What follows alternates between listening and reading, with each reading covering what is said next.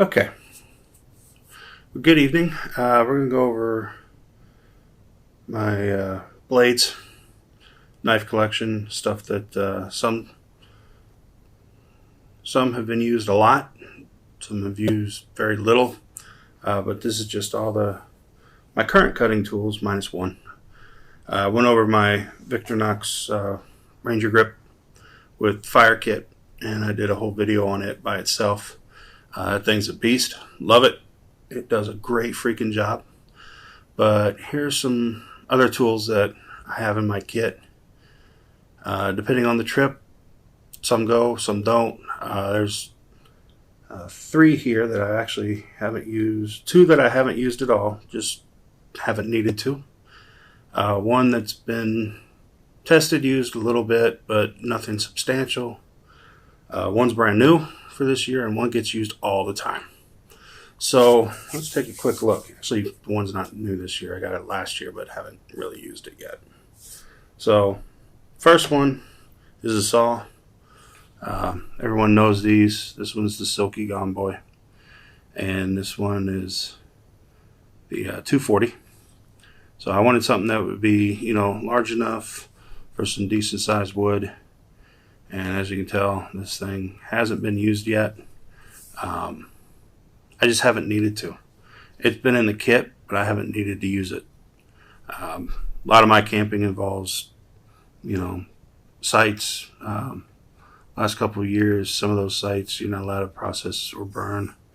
So can't do that. So usually what I'll do is I'll use a stove. But I have it. And that goes in the kit pretty much all the time. The second piece here, and this was a Schrade, and this is the SC Axe 10. And this one hasn't been used either. Again, I haven't really had a need. This one I don't carry a lot or often, just because of the weight. Even if I have to put something in the ground, I generally can just use my boot. But this one I got on a recommendation from somebody, and it's well made. It's got a great edge on it, at least now. And it is one that, if I ever really wanted to get into bushcrafting, this is one I'm going to take with me. First, because I had it and have it. Second, I like the weight. Feels good. And you know what? When I get out there, if it feels good, great. If the metal underneath sends vibrations after a certain period of time, okay. I could probably live with that for a little while, but an axe is probably not going to be my primary processing tool. It'll probably be the saw anyway. But it's always good to have a hatchet. I mean, when the zombies come, you need something silent, right? And of course it has its sheath that clips, has a belt loop here.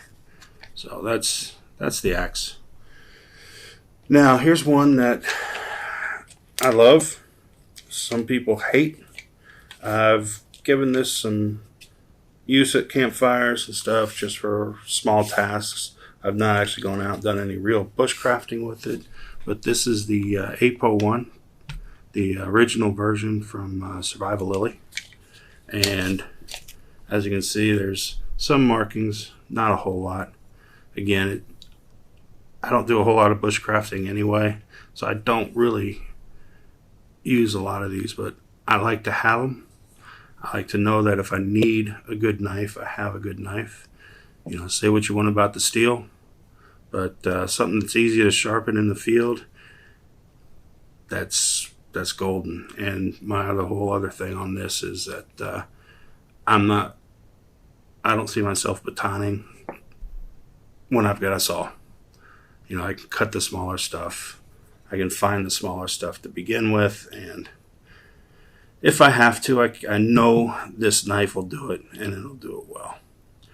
And as a backup, mostly for a different kit, I bought this from a buddy of mine. at Legacy Forge, and this is a is it John White? I forget the smith, but I know you guys will know it. This thing is also a beast, but this one, I think I've whittled a few sticks with it. That's about it. But I love the forging on it. Jeff White. And the handle, just the way it's got a small curve right here. It just fits my big old hand, and it is a thick, thick blade. We put that with the Apo. You can see larger, more steel here, but they're about the same. Let's come this way.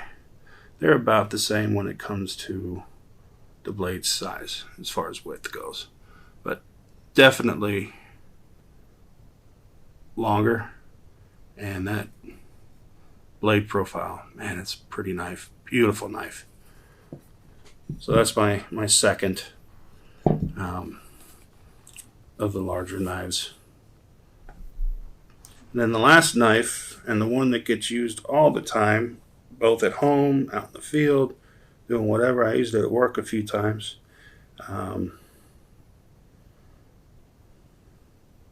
It's got a marking on it, DMP. I've had this one so long I can't even remember. But it's just a little trade style knife. Not thick, it's not sharp on the back of the spine, but it is nice and sharp, pretty razor sharp right here. This is what I use to process my food. Cutting, meat or whatnot. This thing gets used all the time. And again, I use it even at home. So, and it's got a nice little sheath with it as well. But this one gets used all the time. So, all in all, I've got the tools. I know how to use them. I just haven't had the need at this point yet to really put them through their paces when it comes to any type of bushcrafting. But small processing tasks, stuff like that, yeah. I've used this one a little bit. I want to try and use this one this fall, a couple trips I want to take. Again, I don't do a lot of firewood processing because I don't build a whole lot of fires. Even though I've got all the tools, I know how and everything else.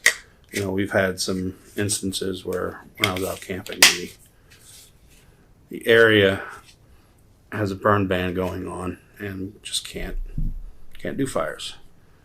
And I really want to give this a try. This thing, I see them used all the time. This was one that I bought on recommendation and just haven't had a need to use yet. But I mean, for a folding saw, these things are top notch.